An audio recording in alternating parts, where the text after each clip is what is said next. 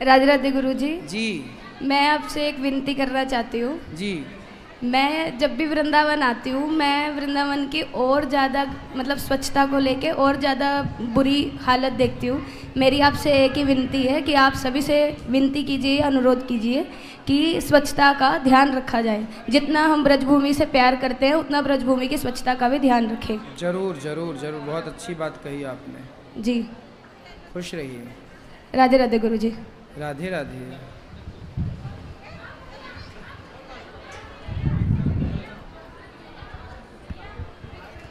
गुरुजी राधे राधे। इनको माइक दे गुरुजी देना। आपके चरणों में मेरा कोट कोट प्रणाम। जाओ वहाँ जाओ।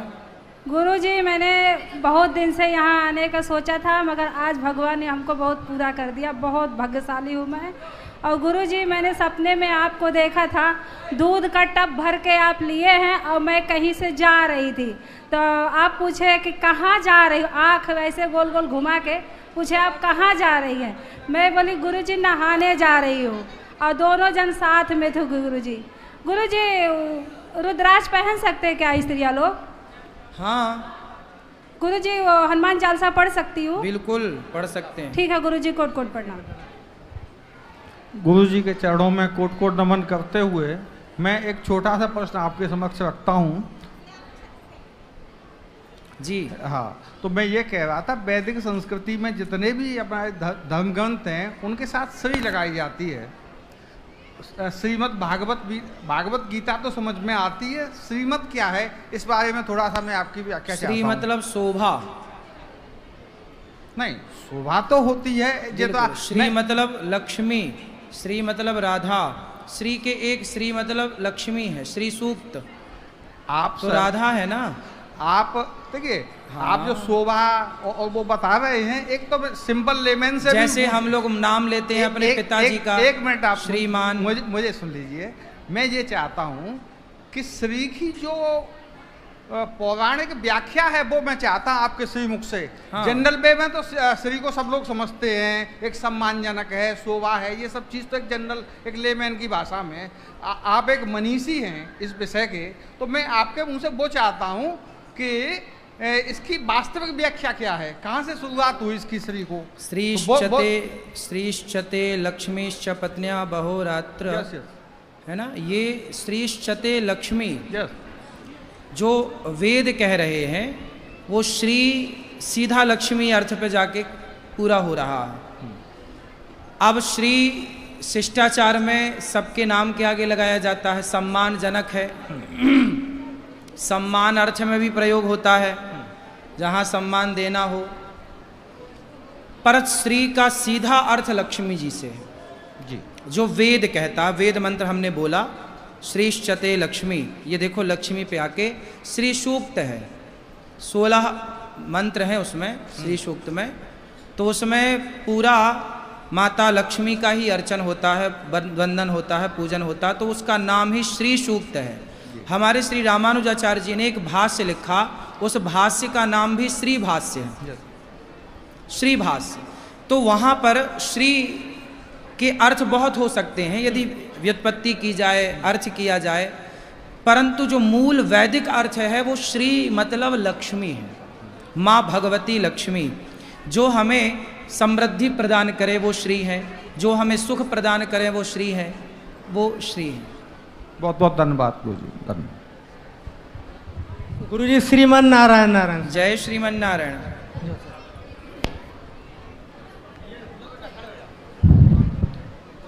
राधे राधे गुरुजी। मेरे 2 प्रश्न हैं। हाँ। पहला प्रश्न मेरा ये है कि मेरा पढ़ाई में मन नहीं लगता है, मेरा सिर्फ भगवानों की चीज़ों में मन लगता है। और दूसरा प्रश्न मेरा ये है कि कलयुग में हम सारे लोग इतना पाप किस लिए करते हैं? पाप इसलिए होता है क्योंकि कलयुग के प्राणियों को लोभ ज़्यादा है। सतयुग त्रेता द्वापर में व्यक्ति इतना लोभी नहीं था। तो जहाँ लोभ कम होता है वहाँ पाप कम होता है, जहाँ लोभ ज़्यादा होता है वहाँ पाप ज़्यादा होता है। कलयुग में लोभ ज़्यादा है इसलिए पाप की मात्रा ज़्यादा है। सतयुग त्रेता में लोभ कम था, तो जहाँ लोभ कम होगा वहाँ पाप कम होगा। राधे राधे गुरुजी, मैं जम्मू से आई हूँ और मेरा आपका दर्शन करने का बहुत मन था और ठाकुर जी की कृपा से आज आपके दर्शन प्राप्त हुए। और मैं यही चाहती हूँ कि आप यही आशीर्वाद दीजिए मुझे, संत जितने भी साधु संत महात्मा जी हैं इनके दर्शन प्राप्त होते रहे और आप लोगों का आशीर्वाद मिलता रहे। बिल्कुल, आपके चरणों में कोटि कोटि प्रणाम। खुश रहिए। राधे राधे गुरुजी। जी गुरुजी, मैं बेनाथ हूँ। मैं बेनाथ हूँ गुरुजी। बेनाथ? हाँ, मेरे कोई नहीं है तो कोई सलाह करना है तो सारे कहते हैं गुरुजी से मतलब क्या सलाह करना बताओ? ऐसा क्यों कह रहे कि कोई नहीं? हम सबके भगवान होते हैं ना। जो अनाथ कभी नहीं होता, जिसके नाथ जगन्नाथ हो वो अनाथ कैसे हो सकता है? तो वही गुरुजी, कोई बात करनी, सलाह करनी तो कहते क्या सलाह करनी है बताओ? इतनी दूर तुम नाम दाम ले हो, गुरुजी से मिल नहीं सकते हो। उनका कोई बात नहीं। आप मिल भी रहे हैं, बात भी कर रहे हैं, अब सलाह क्या लेना है उसका सदुपयोग करो टाइम का। वही, मेरे 2 बच्चे हैं, कुड़ी मुंडा। मैं अपने ज़िंदगी में लाइफ में गलती बहुत बड़ी कर लिया हूँ। आपने गलती की है? हाँ जी, मेरे माँ पे सारे हैं लेकिन उसने बुलाते नहीं है, छोड़ दिया। लव मैरिज कराया हूँ, भाग के आ गई। कौन? मैं। आपने लव मैरिज की थी? हाँ जी। तो पति कहाँ गए?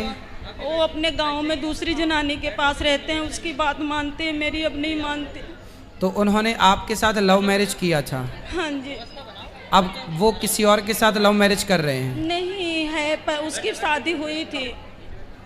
उसकी शादी उससे हुई है? हाँ जी, मेरी नहीं हुई थी। अच्छा, तो उनकी शादी पहले हो चुकी थी, बाद में आप आई हो? हाँ जी। तो आपने क्यों शादीशुदा आदमी से प्यार किया? गुरुजी, बस यही गलती है मेरे से। हैं? मेरे से यही गलती हो गई गुरुजी। तो अब आप सबको क्या सलाह देंगी कि सबको प्यार करना चाहिए कि नहीं करना चाहिए? नहीं करना चाहिए, कुछ भी नहीं है प्यार में। माँ बाप हैं तो सब कुछ है। रात दिन नींद नहीं आती है, दवाई चलती है, बीमारे रहती हूँ मैं। मुझे इतनी हिम्मत नहीं है तो मेरे देख लो, जो लड़कियां प्यार व्यार करती हैं भाग जाती हैं वो लड़कियां। ये भी एक लड़की थी और आज रो रही है ये लड़की। बहुत परेशान। ये लड़की प्यार का ये परिणाम होता है। इसलिए शादी, तुम्हारे माँ बाप तुम्हारे लिए जितना बेहतर सोच सकते हैं, आप भी अपने लिए इतना बेहतर नहीं सोच सकते जितना बेहतर आपके माँ बाप आपको प्लानिंग करके देते हैं। इसलिए माँ बाप के राह पर चलना, माँ बाप की गाइडलाइन पर चलना सबसे उत्तम डिसीजन है। शादी वादी बड़े निर्णय हैं और अभी ये निर्णय लेने के लिए तुम बच्चे हो, जो तुम अपने आप को समझते हो ना कि जी हम तो बहुत पढ़ लिख गए, हम अपना खुद फैसला कर सकते हैं, हम खुद अपना जीवन साथी चुन सकते हैं। तुम्हें अक्ल ही नहीं है कि जीवन साथी का मतलब क्या होता है। तुम भले डिग्रियां लिए घूम रहे हो, लेकिन जीवन का जो रियल अनुभव है वो तुम्हारे माँ बाप को ज़्यादा है, भले वो अनपढ़ हैं, पर जीवन जीने का अनुभव होता है बेटा। इसलिए आपने कितने साल पहले प्यार किया था? 15 साल हो गए गुरुजी। बच्चे हैं? ये सामने बैठे हैं, कुड़ी मुंडे हैं, बच्चा भी नहीं मानता मेरी बात। तो जब आपने अपने माँ बाप की नहीं मानी तो अब बच्चे से क्या उम्मीद करती हो कि वो माने आपकी? नहीं। तुमने कौन सी बात मानी अपने माँ बाप की? नहीं। तो आपने शादी कर ली थी मनमाने तरीके से। हाँ। और करी भी तो उससे करी जिसकी ऑलरेडी शादी थी। 3 बेटे हैं उसके। फिर लोगों को तो केवल शोषण करना अच्छा लगता है। आप जैसी लड़कियां ना जाने कितनी उसने सेट करी होगी, कितनों के साथ रहा होगा, उसने तो अपनी मौज करी चला गया। और आप लोगों को जो प्यार का भूत चढ़ जाता है ना कि हमारा वाला ऐसा नहीं होगा, तुम्हारी वाला वैसा निकला। मैं बहुत दुखी हूँ गुरुजी, अब बोलो क्या करूं? अब तो ये तुम्हारे पाँव में कुल्हाड़ी मारी हो तो कर्म दंड भोगना पड़ता है बेटा। ये कर्म भूमि है, जैसी करनी वैसी भरनी, आज किया कल पाएगा। चढ़ता सूरज धीरे धीरे ढलता है, ढल जाएगा। अब तुम्हारा भी सूरज ढल रहा है तो तुम रो रही हो। जब तुम्हारी जवानी थी, जब तुमने ना माँ की सुनी, ना बाप की सुनी, ना समाज की सुनी, अब तो ढलता सूरज, तब तो रोगी। और ये तुम्हारे कर्म दंड है, इसलिए रोना मत, अब बर्दाश्त करो जो है। अब गुरुजी बच्चे को पालती हूँ, काष्टी व्रत रखती हूँ, चिड़िया को दाना पाती हूँ, सब कुछ कर रही हूँ। शादी नहीं हुई आपकी? नहीं गुरुजी, कोर्ट से हुई थी। कोर्ट से हुई थी? हाँ जी। तो कोर्ट से हुई थी तो फिर आप रहो उसी के साथ? आता है लेकिन शराब शरोब पीता है, फिर बातें नहीं मानता। तो फिर उसी से उसको ठीक करो, रहो। पंडित हूँ लेकिन वो बात नहीं मानता मेरी, उस जनानी का मानता है। उसके बच्चे शादी करने वाले हैं, उसकी तो वो मानता पत्नी है। की बात तो मानेगा, ठीक है वो अपनी जगह। हाँ। भाई आदमी अपनी पत्नी की बात मानेगा कि अपनी गर्लफ्रेंड की बात मानेगा? तुम तो उसकी गर्लफ्रेंड हुई ना, इस हिसाब से। और वो तो उसकी धर्म पत्नी है। अब तुम्हारा ही माथा खराब था जो तुम्हें प्यार का भूत सवार हो गया।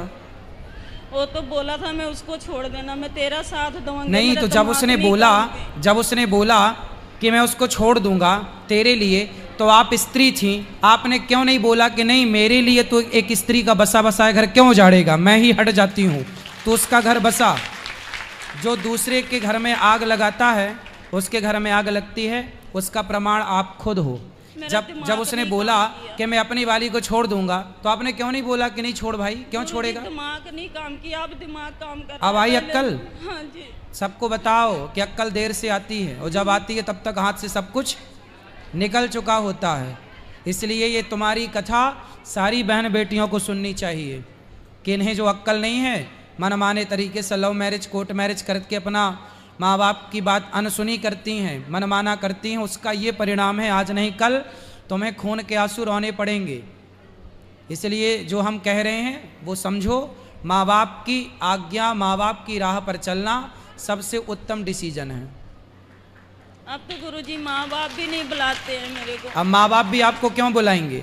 माँ बाप भी अपनी जगह सही हैं। जब तुमने माँ बाप की इज्जत समाज में उछाल दी, जब तुम भाग के गई होगी, तो तुम्हारे माँ बाप का सम्मान तो बढ़ा ना होगा? नहीं। समाज ने तो उनका अपमान किया होगा। तो जब तुम एक बेटी होके अपने माँ बाप का अपमान कराओगी समाज में, तो फिर वो माँ बाप तुम्हें अब क्यों स्वीकार करेंगे? हमारे में पंडित हूँ, 2 शादी भी नहीं होती है तभी तो अब आप ना भगवान के भरोसे ही रहो, भगवान के चरणों में मन लगाओ, और अपने पति को जो है अध कचरा पति, उसे समझाओ कि भाई अब साथ दे, अब जैसी तैसी अब गुजर गई, अब क्या है, अब तो देना ही पड़ेगा। गुरुजी बस खाली आपका सहारा है कि तो 2 बच्चे का बस। भगवान के आश्रित रहो, और अपने पति को समझाओ कि भाई अब कर ली है तो हमको निभाओ, अब निभाए वो आपको। तो गुरुजी अब भगवान माफ नहीं करेंगे? मैं अपनी गलती नहीं, भगवान तो देखो बड़े दयालु हैं, भगवान तो माफ कर ही देंगे। तुम शरण में रहोगी तो माफ कर देंगे, पर जो कर्म दंड जो कर चुकी हो पाप, वो तो भोगना पड़ेगा ना। तो कर्मों का दंड तो स्वयं दशरथ जी को भोगना पड़ा। दशरथ जी ने श्रवण कुमार को मारा, तो जब भगवान के बाप को कर्मों का फल भोगना पड़ा, तो हमें तुम्हें नहीं भोगना पड़ेगा। इसलिए ये काटना तो है समय, हंस के या रो के, इसलिए हंस के काटो, कथाएं सुना करो, बहुत शांति मिलेगी। गुरुजी 5 साल हो गया सुनते हूँ, 2 साल आपका नाम दाम ले हूँ, रोती हूँ, दिन कथा चलती है हमारे यहाँ, मैं कोई चीज़ नहीं देखती हूँ, एक आपका शासन सुनती हूँ बस। बच्चे को खूब पढ़ाओ लिखाओ, योग्य बनाओ, और बस आप अपना समय अधिक से अधिक भगवान के चरणों में ही लगाओ, और बच्चे को खूब पढ़ा लिखा के योग्य बनाओ, समाज सेवी बनाओ, देश का भक्त बनाओ, राष्ट्र प्रेमी बनाओ। ठीक है गुरुजी, राधे राधे। खुश रहो। राधे राधे गुरुजी। जी, मैं सिरसा हरियाणा से हूँ। मुझे पूछना है कि मैं कोई भी कार्य करती हूँ पर वो सफल नहीं होता, क्यों? ऐसे कैसे हो सकता है कि काम करो और सफल ना हो? टाइम लगेगा, उसकी अच्छी प्लानिंग करो। सफलताएं मिलती हैं, लेट मिल सकती हैं, टाइम लग सकता है, ये बात ठीक है। आप लोग क्या चाहते हैं? हमने आज काम किया, आज ही सफल हो जाए? लंबा टाइम लगता है। नहीं, मैंने सीए फाउंडेशन का एग्ज़ाम दिया, 3 बार दिया अच्छे से पढ़ के, बट क्लियर नहीं हुआ। कोई बात ना, फिर दो, फिर पढ़ो, कहाँ कमी रह गई? गलतियाँ सुधार करो सारी जिंदगी। और ऐसा क्यों होता है कि वृंदावन में आके वापस जाने को मन नहीं करता?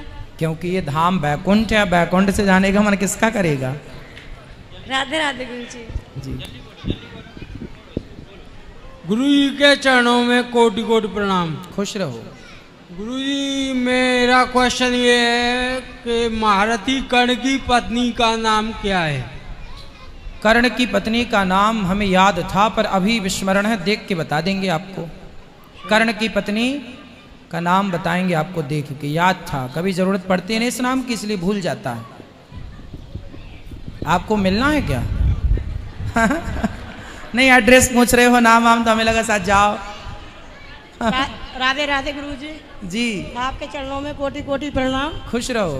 मैं फरीदाबाद से कल्पना दुबे, अभी अम्मा जी के साथ आई है, पुष्पा अम्मा जी आई हैं जी। हाँ, तो आपसे मैं 4 साल से जुड़ी हुई है, 4 साल से जुड़े हैं।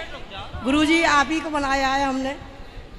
और बांके बिहारी से मैंने यही प्रार्थना करी कि वृंदावन में गुरुजी बनाए तो मुझे दर्शन आपके दिन रात बिल्कुल, आप आते रहो वृंदावन, खुश रहो, वृंदावन आते रहते हैं, सुखी रहो।